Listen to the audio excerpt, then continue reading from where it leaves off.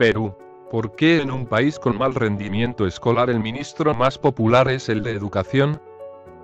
Perú fue el país con el peor rendimiento académico entre los 65 que tomaron la prueba PISA de 2012, la última de la que se tienen resultados.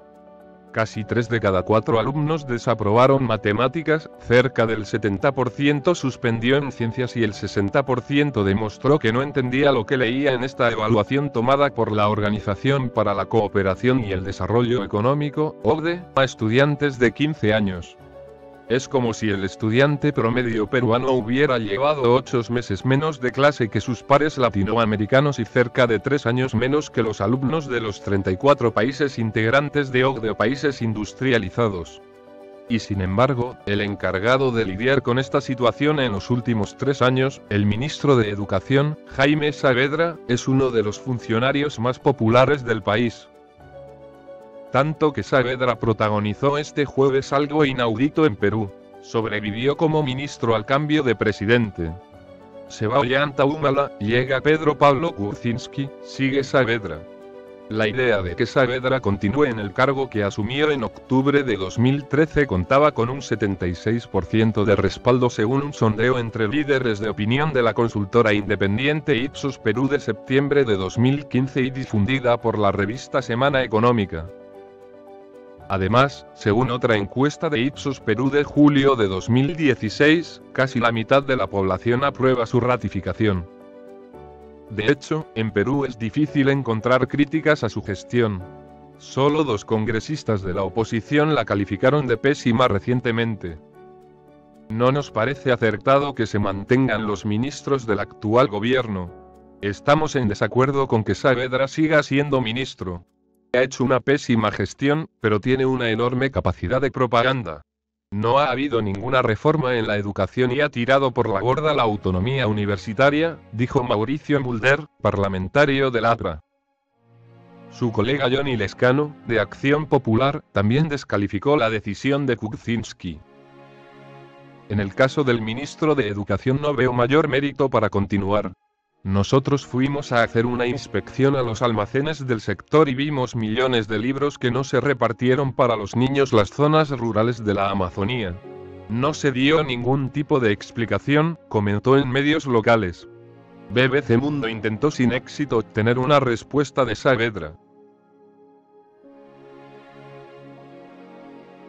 Economista con un doctorado en la Universidad de Columbia, en Nueva York, a lo largo de su carrera profesional ha trabajado para el Banco Mundial, el Banco Interamericano de Desarrollo, la CEPAL, Naciones Unidas y la Organización Internacional del Trabajo, OIT. Cuando llegó al Ministerio de Educación, Saavedra se encontró con las causas de los malos resultados de Perú en la prueba PISA. Sobre todo, la educación peruana padecía de poca inversión, profesores sin capacitación y mal pagados, mala infraestructura, material de aprendizaje inadecuado, acceso escaso en zonas rurales.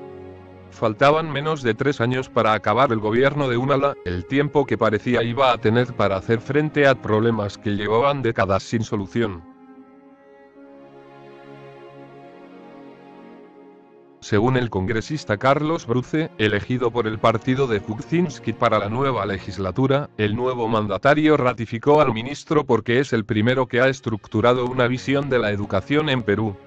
Perú no tenía una visión para sacar la educación de la situación en la que estaba. Ahora, con Saavedra, ya se sabe el camino que hay que seguir. Antes no se sabía, comentó. Esa visión implicaba comenzar a medir la situación del país en relación con los países que estaban mejor. No en vano, comparado con algunos países de América Latina, Perú no se ve tan mal. De hecho, aunque aún lejos de Chile, el país quedó igual o por encima del promedio latinoamericano en el tercer estudio regional comparativo, TERCE, una prueba de ciencias, matemática y comprensión lectora coordinada por la UNESCO en 2013. Pero ese resultado no sirvió para satisfacer al ministro Saavedra. Hay muchos países que están debajo de nosotros. ¿Eso qué importa? Creo que lo correcto es compararnos con las grandes ligas, con países a los que queremos aspirar el nivel de desarrollo, dijo en una entrevista en marzo de 2015 con Chicharrón de Prensa, un programa peruano emitido en YouTube. Una de las diferencias entre Perú y las grandes ligas era y sigue siendo el porcentaje del Producto Bruto Interno, PBI, que invierten en educación. El gasto peruano en este sector aún está por debajo del promedio de América Latina y mucho más lejos de los países industrializados de la OCDE. Pero el gobierno de Ollanta Humala aumentó el presupuesto en casi 1% en los últimos 2 años. Suena a poco, pero es destacable para José Antonio Hernández, presidente de la Organización de Estados Iberoamericanos para la Educación y la Cultura en Perú. Perú espera seguir en este camino y pasar de destinar el 3,9% actual al 6% de su PBI en educación al 2021, como algunos países de la OCDE. Hernández explicó a BBC Mundo que el incremento de la inversión de la gestión de Humala se combinó con la ambición de reformar la educación en el tiempo más corto posible que mostraba Saavedra.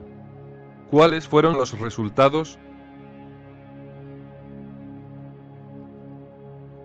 En 2015, empezó el programa Jornada Escolar Completa en secundaria para aumentar las horas de clase que reciben los alumnos, en 1.600 colegios.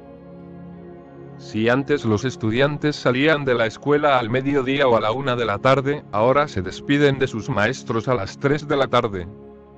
Según escribió el ministro Saavedra en el diario peruano El Comercio, espera extender el programa a los 8.000 colegios secundarios del país.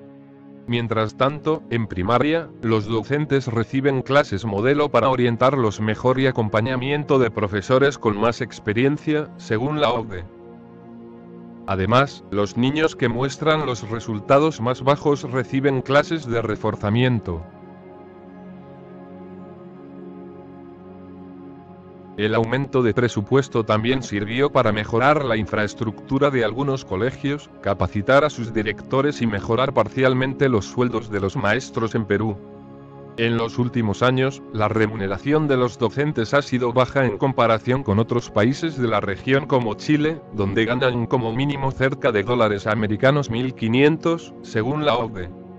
A todos los profesores se les aplicó una lógica meritocrática, desarrollada durante el gobierno aprista, entre 2006 y 2011, y perfeccionada desde el inicio del de Humala, según escribió Saavedra en El Comercio. Como resultado, en 2014 y 2015, 55.000 maestros ascendieron en función a su desempeño y a los resultados de los alumnos, y aumentaron sus ingresos, según dijo Saavedra en Chicharrón de Prensa. Además, se empezó a entregar bonos especiales a escuelas y profesores destacados y a los que trabajan en escuelas rurales o enseñan a varios grados, entre otras medidas. El ingreso promedio de los docentes subió en un 30% entre el 2011 y el 2015 y alcanzó los $500 o $550 al mes. Pero la cantidad apenas supera el costo de la canasta básica alimentaria peruana de una familia de 4 miembros, por lo que algunos maestros no están tan contentos. Fidel Quispe, secretario de organización del Sindicato Unitario de Trabajadores en la Educación de Perú, reconoce los esfuerzos del ministro. Pero es insuficiente. Antes ganábamos menos, no lo vamos a negar. Pero seguimos siendo los profesionales peor pagados del país, dijo a BBC Mundo. El mismo Saavedra reconoce que el salario de los maestros es pobre y cree que debe duplicarse, al menos, según dijo en Chicharrón de Prensa. Sus declaraciones muestran un cambio de discurso con respecto a los maestros, según José Antonio Hernández, de la OEI. Antes se les culpaba de los problemas de la educación, y ahora el discurso de Saavedra es que hay que apostar por pagarles mejor, por reconocer su trabajo, dijo a BBC Mundo. Si se apuesta por los docentes como parte de la solución, se pueden conseguir cambios importantes, dice Hernández, de la OEI. Creo que vivimos un momento histórico en la educación. De acuerdo a declaraciones de Saavedra, ese momento debería extenderse para terminar la reformar el sistema. Todo el cambio puede demorar 10 años, piensa el ministro.